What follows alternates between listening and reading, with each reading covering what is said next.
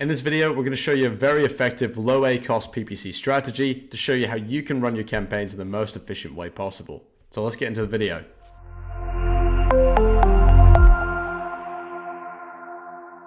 So one of the most important things you can do when it comes to running your PPC is selecting the right keywords. Now, when it comes down to it, you can see from this audit that I've got up here, of course I've blurred out the keywords for privacy for the brand, but this is the data I want to be showing you. As you can see, the correlation between conversion rate and CPC, it's quite a lot. So especially when you're trying to go for a low ACOS, having a low CPC and a higher conversion rate is going to be very important. Now, when it comes to going for TACOS, obviously organic sales will be factored into the mix. That's a different situation. But if you're going for low ACOS and efficient campaigns, you need to be looking at what the CPC is, what conversion rate you can get, and that will determine what sort of ACOS you can expect. Now, it's got to balance out. That's really why the main point is. You need to have both of those in line for it to actually work in terms of ACOS. Now, obviously, if your CPC is, say, $10, your cost of good is 10 and your product price is 20, having 50% conversion rate means you're only going to break even. So you do need to factor this all in, particularly when you choose a product or when you run certain keyword targets. It all needs to work out based on the CPC and the conversion rate. Now, relevancy isn't always going to be based on what you think is the most relevant. You might find that the keyword you like the most is got the highest CPC, and then that's going to be a problem because you're not going to be profitable on that. You need to obviously look at, okay, if I target this, is it going to rank organically? You need to look at if you're going to have some sort of benefit from paid search. Are you going to get some organic boost on that product, or is it all going to be PPC dominated? Some niches are harder to get into, so PPC might be more relevant for some keywords, but you need to make that decision and figure out what's right for you. And obviously, you need to look at what the most important attributes are for a keyword, whether that be you're looking for TACOS, if you want lots of organic sales, you're trying to get a good ACOS, conversion rate, and you're also looking at what click-through rate you're getting as well. If you have an issue with click-through rate, that indicates there's either something wrong with the listing or the target that you're going for, people aren't thinking that's relevant to the product. Now, depending on your price point, you also need to take that into account when deciding what you're relevant for. Because obviously, if you're running for a relevant keyword and most people are priced a lot lower than you are, you might find that that keyword itself on its own is not doing the job. You might have a very high ACOS for that because there's a lot of competition, conversion might be lower. Maybe you need to make that term longer tail, and that will then get your conversion rate up and you'll have a better ACOS. So all of that needs to be factored in when selecting what keywords to run. It needs to be a very good balance between what's relevant, what you think might be relevant, as well as the cost per click. Take a very big data approach when it comes to choosing your keywords. If things aren't working, you need to get rid of it quickly. Now, that takes us into the next slide, talking about the importance of long tail search terms and multiple match types. Now, when you're running search terms, you need to make sure you're not just going for the most broad terms you can. Obviously, going for broad search terms will mean you have higher search volume, but that doesn't mean that you're going to be converting very well for them. Like I said before, if you are relevant to that keyword, but maybe you're not converting for it, there might be something deeper. Could even be the competitors in the niche are priced differently to you. Maybe you're a different standard than everyone else in the niche. So you need to do some research into what the actual issue is. But if you go long tail on your search terms, you should be able to address a lot of that. If you make your keywords even more specific to the product, you are going to be able to convert better. And typically these longer tail search terms are not only going to have a higher conversion rate, but a higher CPC as a result. So it's very important for you to be looking at these and setting these up in your campaigns. Now, the important thing to also be looking at is the difference between broad and phrase. Exact match is self-explanatory. If you're targeting your main search terms for that, that's good. But if you're, say, taking a longer tail search term, you're adding it into phrase match, you're going to have a lot of things that are very relevant to that phrase.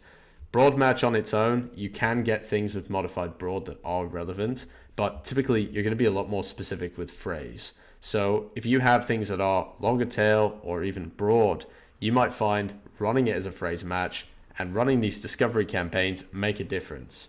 Because obviously what you want to do is not only stick to your main search terms, but also find more. So you're constantly adding new search terms to your list and finding what converts the best.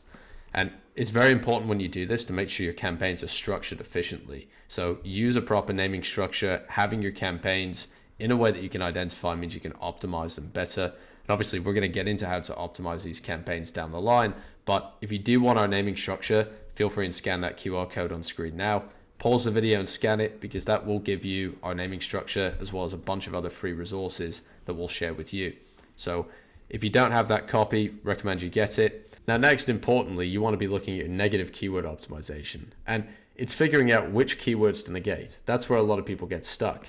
And obviously there's not a one size fits all, but you can use this as a rule of thumb. Obviously, depending on the price that you sell at, you might want to wait longer to negate something. So maybe it's more than 30 clicks before you negate something. If it seems that it's sort of relevant, but it's not 100%, 30 clicks is a good number. If it's relevant and you believe this keyword might do well, maybe give it a bit longer, maybe wait 50, 100 clicks. Depends on your product, depends on what your average conversion rate is, but that all needs to be factored in. So as you can see here, I've got one of the audits as well, just to show you things that we see on a daily basis. This brand is spending 62% of their ad spend on search terms generating no sales. So there are easy ways for you to go in and cut your ACOS down, particularly if you're running discovery campaigns and even auto campaigns. So having that system and figuring out what you can negate will come a long way. And same goes with setting up exact and phrase negations. So exact match will be something that you know doesn't convert. And maybe it's somewhat relevant, so you don't want it to affect other keywords. So that's what you'd want to negate as an exact match. Now, phrase match, on the other hand, if you have a product that's a large, you might want to negate small. So you're not showing up for the keyword small. So that you would negative phrase just to make sure you're not showing up for the wrong sizes. And this works with all sorts of different things. You could be negating the colors, you could be negating different brands. All of these things matter, and they will help your ACOS come down over time. So you're going to have to figure out what types of negative keywords have the most impact. You're going to have to figure out what keywords are causing you the most issues, particularly the adjectives, things that can be added in as a long tail search term, things that are making the keyword less convertible. So you need to identify what those are, add them as a phrase match, and also you need to find out what hasn't converted in your autos, broad, and phrase, just to get those out of the way so that your main keywords that perform well can continue to do so. Now, this takes us into one of the most important things, and optimizing your campaigns properly is something that many people don't know how to do. So what I thought I'd do is share some of our main principles, talk you through them, and explain how you should be doing your PPC optimization. And there's a number of different things here which will make a big difference if you're not doing them already, such as using look-back periods. Obviously, whenever you optimize, you're going to be looking at some form of data, but we like to look at, say, 7 and 30 days when we make a decision. Now, using multiple look-back periods is going to be one of the most important things to do. The thing about look-back periods is not to just use one look-back period when you're optimizing. So typically, we like to use 7 days and analyze the last 7 days when we make a change. But what's also good is looking at 7 days, the previous 7 days, and 7 days before, being able to see multiple weeks of progress, and also look at how the last 30 days did. So you can see all of this data. You can see when you made changes versus when the data came out. Has the change been positive? Has it been negative? And be able to make changes based on that. 7 and 30 days is a pretty good rule of thumb, but obviously if you want to go longer, that's up to you. And in some cases, it makes sense on some products. Now, the optimized period should be based on the amount of clicks you get on a keyword. If you get 2 clicks on a keyword and you're thinking about pausing them, that's going to be the wrong move. And the reason is because you haven't given it enough time to actually convert. If you have a 5% conversion rate and you get 100 clicks, that's going to be about 5 orders. So you need to look at, based on that level of conversion rate you're getting, what amount of clicks you're going to need to actually see a difference. So clicks should be based on the product price and the product itself. And you should be waiting till a certain amount of clicks have happened before you either pause or in some cases adjust keyword bids. Sometimes if you're not getting clicks and impressions, that's a different situation. But if you're optimizing things based on not enough clicks, not enough data, you're going to make a mess of your account. And that's just not the right way to be optimizing your PPC. Now, Placements are something people often forget about. When it comes to adjusting your placements and your bids, there's going to be two different strategies you're looking for. Obviously, top of search is where typically people convert the best, but you might find product pages and rest of search do the best for you. So you need to optimize your placements showing in the right place. Say, for example, you don't want to show at top of search. Maybe you lower the bid and then you increase the placements on rest of search and product pages so you show up only on those terms. But if you do convert best at top of search, obviously you can either have that bid at a medium level and increase the placements, or you can increase the bid to a higher level so that you are getting that higher top of search and have some placements on top to give you that multiplier. You need to figure out what's best for your brand, but obviously the main thing is that you're optimizing this. Sometimes people will set it and forget it. Maybe they set their bid at 50 cents a year ago, they haven't changed it since, and their placements at say 60%. Well, at the moment, you might not be getting the same placement you did, and you might not be getting as high conversion rate as you can be. So optimizing placements, making sure you're optimized for top of search if it's relevant to you will be really important. So make sure you are doing this on a weekly basis at the minimum. And this takes me to the next point, which is consistency when it comes to optimizations. You should not be optimizing your campaigns less than every 7 days.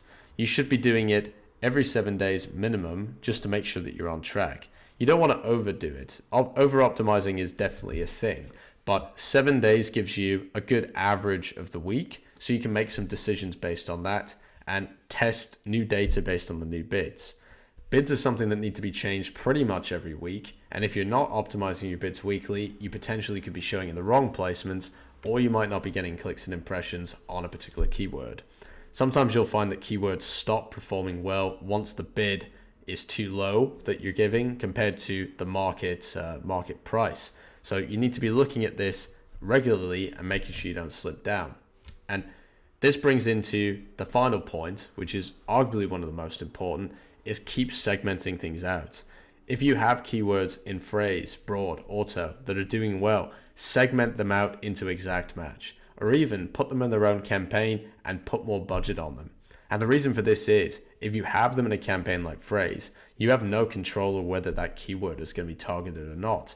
So you need to have them segmented out and exact so you can give it the proper budget it needs. And you can do this based on what the CPC is, what the conversion rate, and really hone in on what's actually working for your brand. And through this, you can obviously rank your products, but this is going to keep things in a pretty good ACOS position for you. By doing this, you're going to give yourself the best chance of having a good ACOS on Amazon. And these days, it's not very easy. It's very expensive to be running PPC, so you need to do it in the right way. And hopefully some of these best practices do help you out with your Amazon business. We hope you found that helpful and hopefully give some insights on how to make your campaigns more efficient on Amazon. Of course, it's not a one-size-fits-all situation. You have to go through the process, optimize, run A/B tests, figure out what works well for your brand, but these best practices will help you have the best chance of getting to that level. Now, if you don't want to go through the process yourself, you don't have the time, or you just don't know where to begin, you can contact us below, KickstartPPC.com. Book a strategy call with us, see how we can help you out. And if you are a new Amazon seller, you can start your Amazon ads journey below by clicking the link and setting up your first campaign. Now, when you do so, you might need some help when it comes to this, so you can either contact us if you need assistance with this, or check out our resources on our YouTube channel. We got a ton of Amazon PPC content, so don't forget to subscribe and stay up to date with everything Amazon PPC and FBA. Now, until next video, hope you guys have a good one, and we'll see you soon. Bye.